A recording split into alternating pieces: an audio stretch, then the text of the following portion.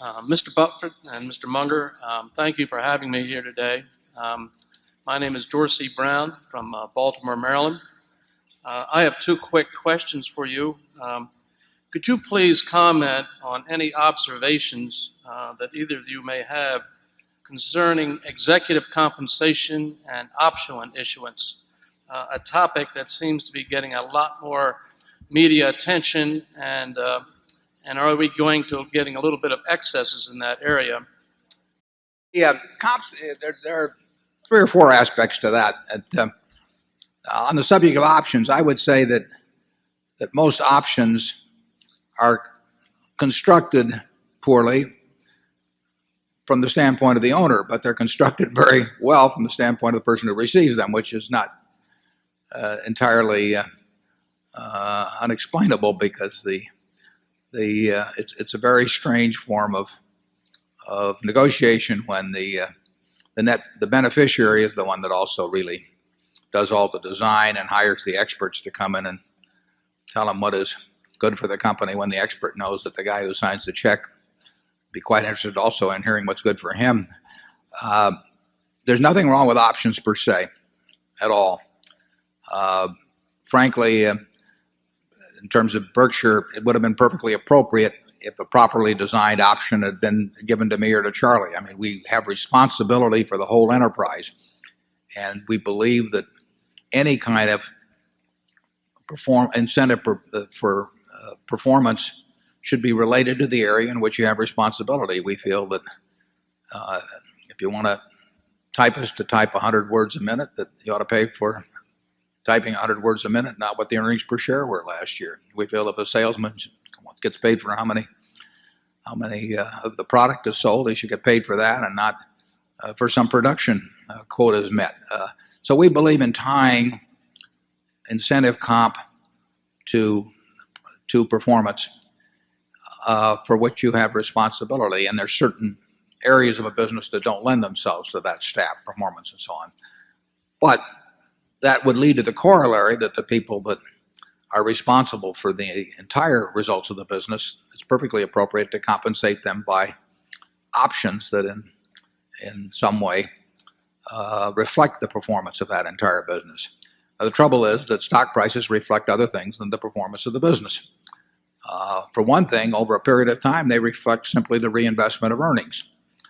I have pointed out in the past that if you gave me an option on your savings account to manage your savings account and you reinvested all the interest, I would take away a significant payment at the end of 10 years simply because you left the interest. And with a company that pays no dividend like Berkshire, if you're going to leave all your capital in every year, for me to get a fixed price option for 10 years would mean that I was getting a royalty on the money that you left with me, and I made the choice to have you leave it with me. So that does not strike me as equitable. So I think any option should have a step up in price that reflects the fact that money is reinvested by the shareholders annually. That if somebody wants to pay out 100% of the earnings every year, then I say that you can have a fixed priced option. If you give me the money every year and you do more with the money that's left with you in the original sum, that's fine. But if money is left with someone for 10 years, there's going to be some increase in value even if they spend every day golfing, and to give a piece of that away simply to have a royalty on the passage of time for them is a mistake. I think options ought to be granted basically at the fair value of the business at the time they're granted. Sometimes that's the market price, sometimes it isn't the market price, but certainly the management of a company would not give an option on their business to some third party at a market price they felt was way too low. So I find it a little disingenuous when management say that when they get a takeover bid, they say that the company's really worth twice that much, but they're perfectly willing to issue options to themselves at this price, which they say is totally inadequate when the owners get the option elsewhere. But options properly structured for people with responsibility for the business, I think, can make sense. And I think that if something happened to me and to Charlie, that in terms of the manager of the business subsequently, if it was structured properly, I would not see anything wrong with an option arrangement. we carry this philosophy down to our subsidiaries, where they generally have incentive arrangements that relate to the operation of their business, but they don't have incentive arrangements that relate to Berkshire overall, because if Chuck Huggins does a wonderful job at See's Candy, as he has done, and I fall on my face in terms of allocating capital, Berkshire stock will go no place despite what Chuck does. And to penalize him or to tie his rewards to something over which he has no control, I think is kind of silly. So we tie it instead to the operations of the candy business. In terms of overall level of compensation, the real sin is having a mediocre manager. I mean, that is what costs owners very significant amounts of money over time. And if a mediocre manager is paid a relatively small sum, it's still a great mistake. And if they're paid huge sums, it's a travesty, and that happens sometimes. It's almost impossible to pay the outstanding manager a sum that's disproportionate to the value of that outstanding manager when you get a large enterprise. Coca-Cola had a market value of $4 billion when Roberto Goizueta took over. It had stagnated during the previous decade under an earlier management, despite having the same product and those great Mean Joe Green commercials you saw. That was Mean Joe Green was in the 70s. The Teach the World to Sing commercial was in the 70s. All these great commercials, but the company didn't do much. Roberto, if we'd bought the entire Coca-Cola company, I wish we had, in 1981 or 2, whenever it came in for $4 billion, and we now had a business worth $150 billion, Roberto would have earned more money with us than he's earned under the present arrangement. I mean, having the right person in place is just enormously important. How much they should take is another question. That's more a philosophical question. Tom Murphy, best manager, in the world, he just didn't feel like taking a lot of money out of it, and I tip my hat to him, but I don't think that necessarily makes it wrong for somebody else to take more money for doing the job. But I think it ought to be related to doing the job. When I ran a partnership in the 1960s, I took a quarter of the profit, over 6% a year, and I didn't get paid any salary, but I could make a lot of money doing that. And that thought occurred to me as I ran the place from day to day, and I think it probably helped a little.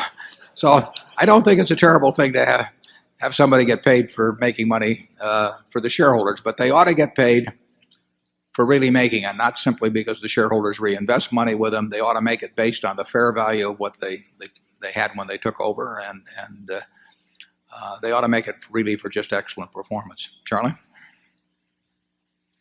Well, we have remarked in previous Berkshire Hathaway meetings that we regard present mandated corporate accounting with respect to stock options as weak, corrupt, and contemptible.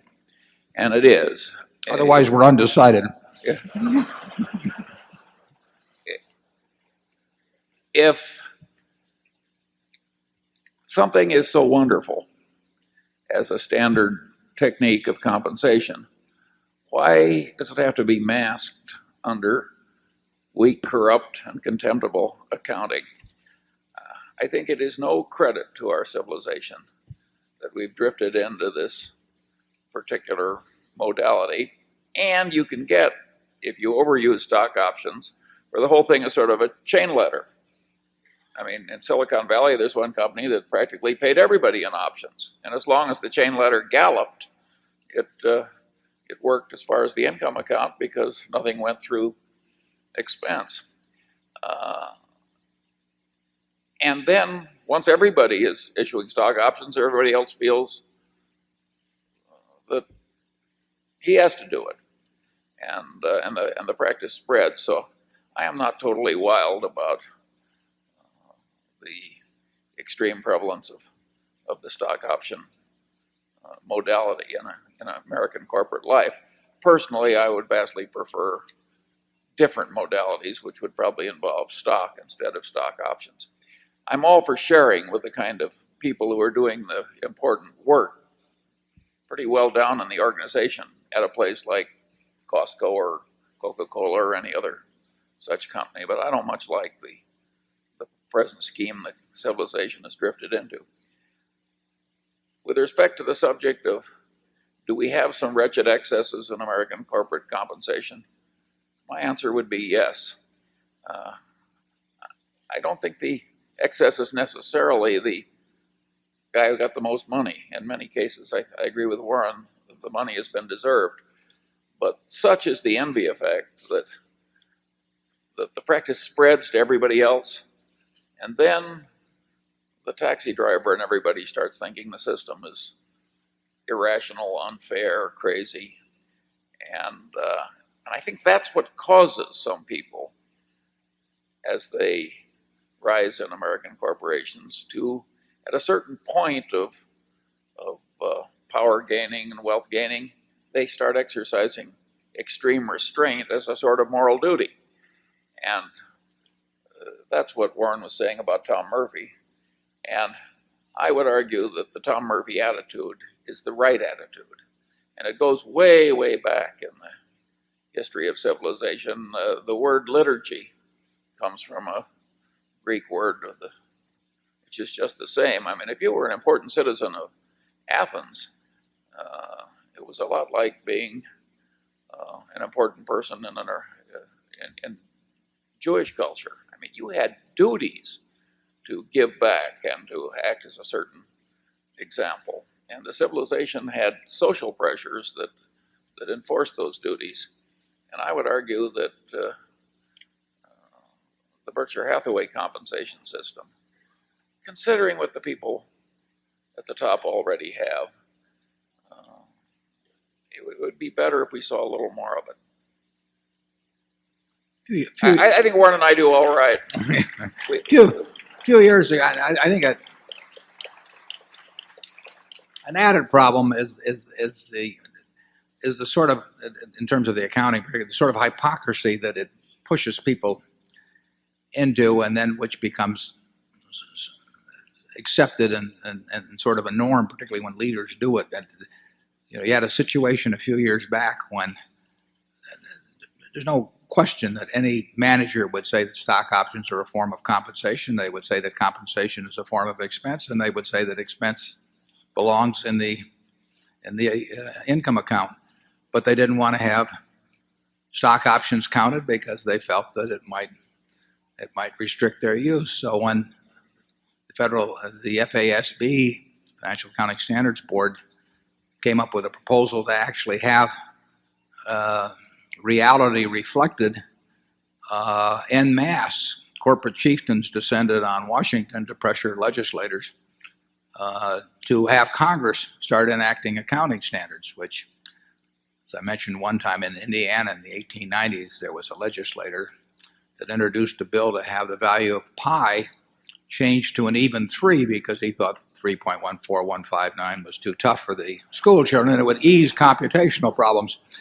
Well, that sort of behavior by corporate chieftains, when they are in there, arguing that black is white in order to feather their own nests and maybe create little higher stock prices, I think that it means that they forfeit to some degree their right to be taken seriously when they claim they're operating for the good of the republic and march on Washington in other regards. And I just think that when the organization recognizes its hypocrisy and so on, I think there's a degradation that can set in through an organization that whose leaders are also leaders in hypocrisy. Like I say, we have no strong feelings on this subject, but Charlie, do you have any? It's rather interesting, though. There's an earlier example. Commodore Vanderbilt took no salary from his railroads. After all, he controlled the railroads. They paid all the dividends that he needed, and he got the fun of running the whole railroad, and he thought it was beneath Commodore Vanderbilt to take a salary. We've never quite reached the Vanderbilt standard, but we don't have any dividends, Charlie. Yeah. Well, maybe that's the reason.